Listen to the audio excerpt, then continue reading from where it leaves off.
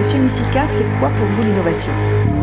L'innovation, c'est la capacité à produire quelque chose de nouveau dans le domaine de la pensée, dans le domaine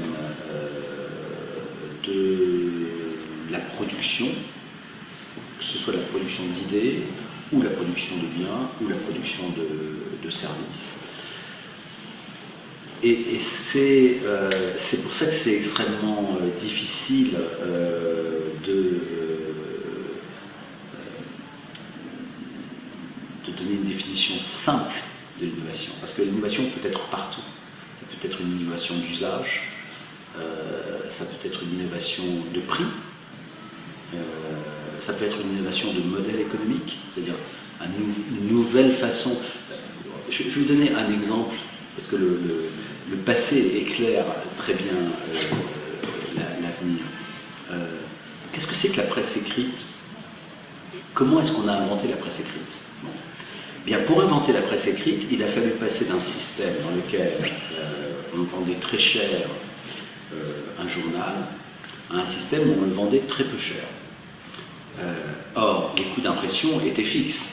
Bon, alors, comment est-ce qu'on a réussi à passer de la presse d'élite, qui était celle d'avant les années 1830, à ce qu'on a appelé la penny press, c'est-à-dire la presse à un penny? Tout simplement parce que des entrepreneurs ont compris d'abord qu'il y avait un public, les classes moyennes des grandes villes, que ce public commençait à être lettré, c'est-à-dire à maîtriser la lecture.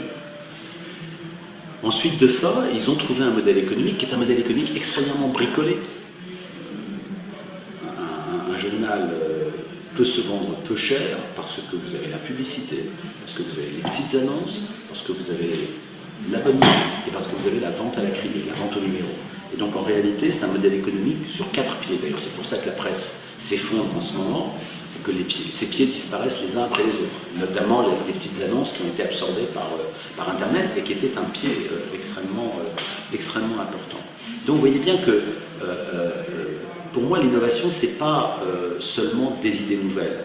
Ce sont des entrepreneurs qui sont capables de faire tenir ensemble des choses qui peuvent relever de la technologie, du modèle économique, des idées nouvelles, de l'identification d'un nouveau public. Et en faisant tenir ensemble toutes ces choses, vous êtes capable d'offrir quelque chose sur le marché qui n'existait pas auparavant. L'iPhone ou l'iPad, c'est exactement ça. Quand vous regardez le contenu d'un iPhone, vous vous rendez compte qu'aucune des briques qu'il y a à l'intérieur n'est véritablement révolutionnaire sur le plan des technologies. En fin de compte, l'iPhone, ils ont fait quoi? Ils n'ont pas révolutionné le téléphone, ils ont juste amené le téléphone dans la rue. Le téléphone, ça reste un outil téléphonique. Non, l'iPhone, pour moi, l'iPhone, c'est le smartphone, ça n'a rien à voir avec un téléphone. Parce que vous regardez maintenant les usages, vous vous rendez compte que les gens utilisent davantage les fonctions Internet ou web ou mail de leur smartphone ou les applications que les fonctions téléphoniques. Il y a même des gamins qui utilisent pratiquement plus la fonction téléphonique parce que le SMS a en quelque sorte remplacé la fonction de la voix. Mais surtout, ce que je trouve intéressant dans l'exemple du smartphone, c'est que les briques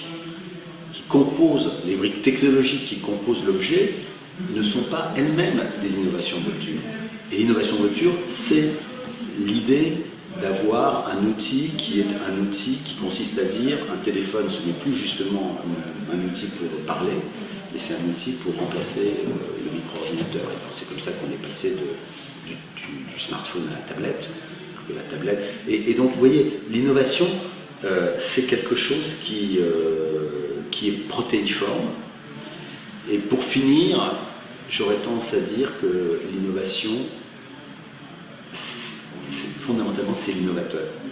C'est celui qui va être capable de porter. Et c'est pour ça d'ailleurs que dans une start-up, le créateur de l'entreprise est presque aussi important que son idée.